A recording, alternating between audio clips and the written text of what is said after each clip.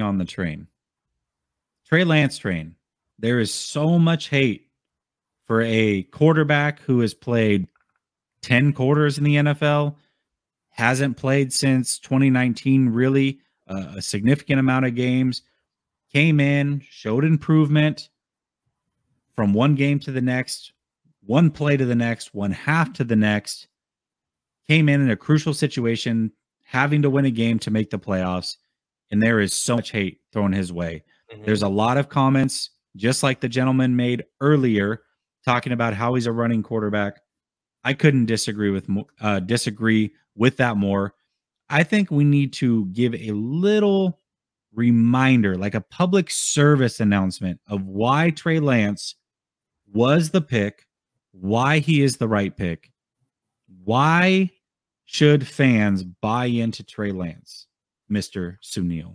Look, let me get my Einsteins ready for this one. The reason why Trey Lance was drafted over guys like Justin Fields, over guys like Mac Jones, over guys like who was the guy who ended up going to Tampa Bay? I don't even know. He went in the second round. So let's not even talk about Trask. All right.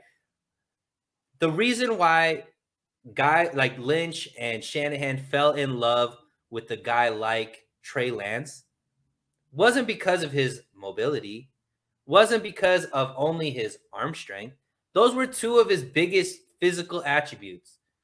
But you want to know the real reason, Jesse?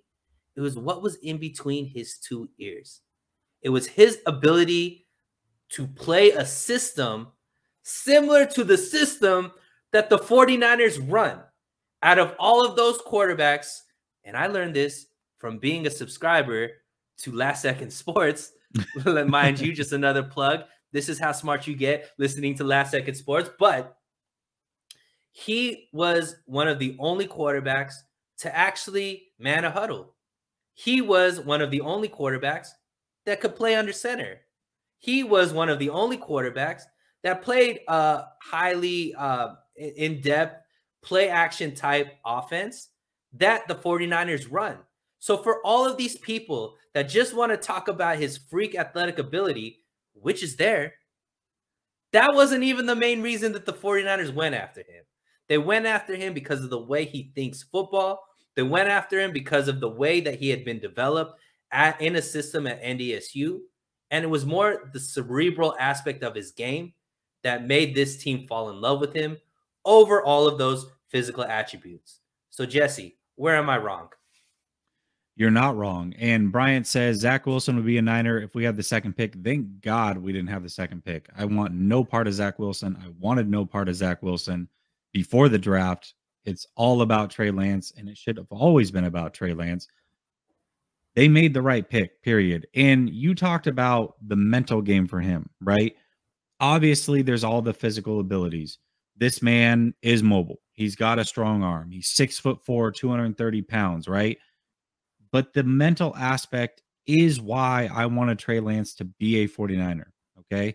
When I first watched him, I said, this kid with Shanahan could be the biggest disaster because I felt like he was extremely raw and I didn't trust Shanahan to really build on him. But the more that I watched him and the more I got to know what type of player he was, not only through interviews, reading articles, but talking to his quarterback coach multiple times, I started to realize how good this kid is and how much of a savant he truly is, how much he loves the game, how hard of a worker he is, how much he's been pressed down and said that he cannot do it.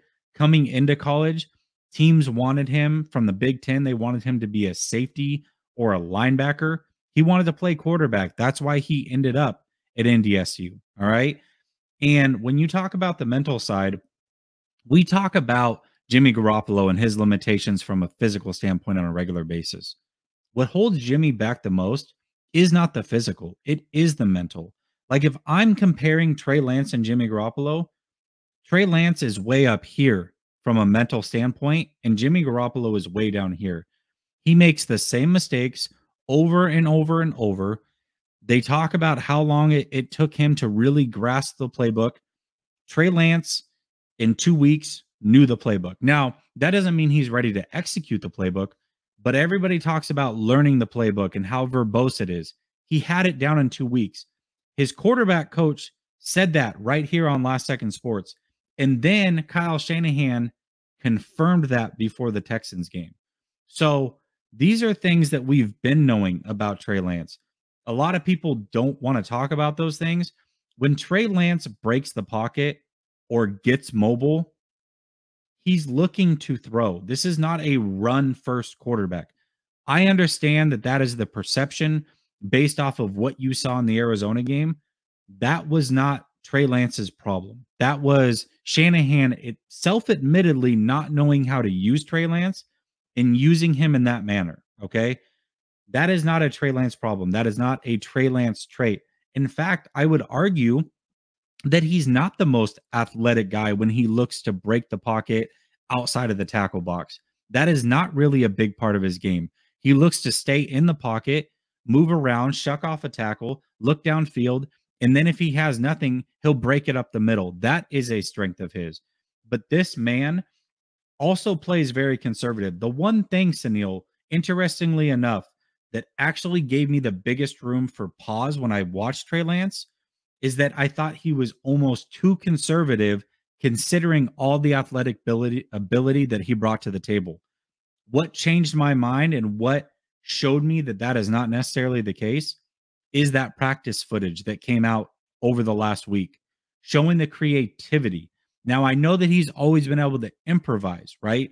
Break the pocket, keep his eyes downfield, make certain throws, roll out left. Instead of looking at the 5-yard check down like Shanahan wants him to, he's going to throw 15 yards downfield and complete a pass.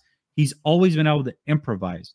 But one thing that, in talking about Zach Wilson, that I did like about Zach Wilson was the arm angles and the creativities of his throws. I didn't see that from Trey Lance. You see that from Mahomes. You see that from Allen. And Trey Lance never really showed me a lot of that. He certainly showed me that in a lot of those practice clips. I'm even more excited and more confident than I was in Trey Lance a year ago. And if you heard me talk about Trey Lance a year ago, you know that I was all in on this kid. I thought he would be a starter day one. I thought he should have been a starter day one. I stand by that.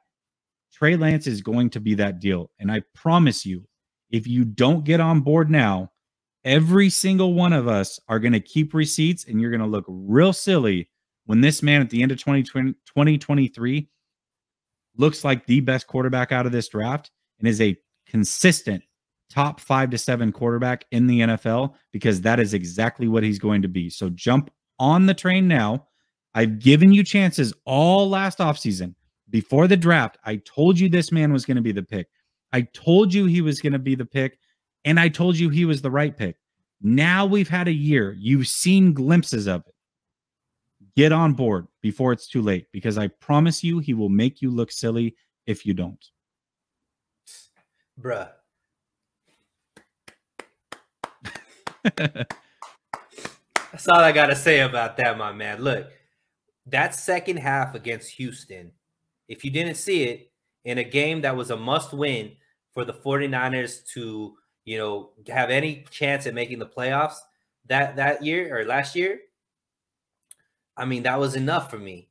You saw what he could do. And here's the thing, Jesse, like, I'm not sitting here and saying that Trey Lance's next year is going to be Patrick Mahomes, Justin Herbert, Josh Allen. Like, I don't, or even Joey Burrow. I'm a big Joey Burrow fan. I don't know if Trey Lance is going to be able to be like that elk quite yet. Because look, he didn't come from one of these top conferences.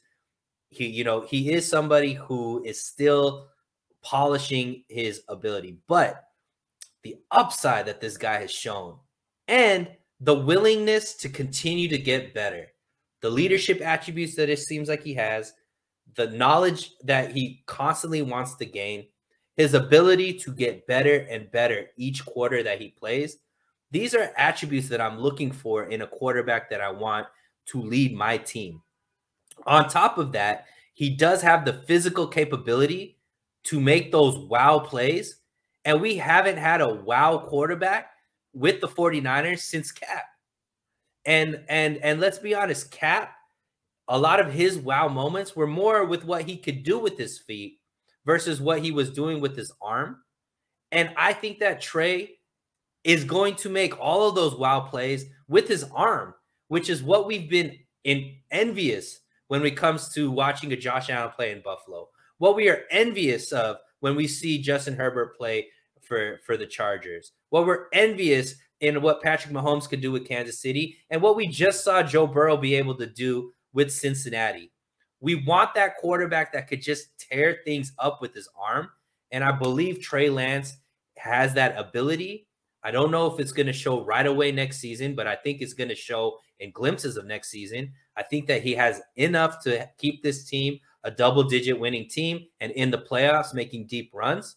And I could only imagine what it's going to be like 2 years from now when he's fully confident, when we're done with all of this BS about other quarterbacks being brought into the team to start over Trey, when it's just, this is Trey's team, is going to be phenomenal. And I've already said it on other shows. I think Trey Lance takes the 49ers back to being a dynasty changing type of team where they are the next dynasty in the NFC and will forever be competitive to represent the NFC in the Super Bowl from next year on. They're going to be that team, and it's going to be because of what Trey Lance is going to bring to them as the starting quarterback. I felt like that was a great way to put a stamp on the show. Absolutely fantastic stuff from you, Sunil. You came in fired up.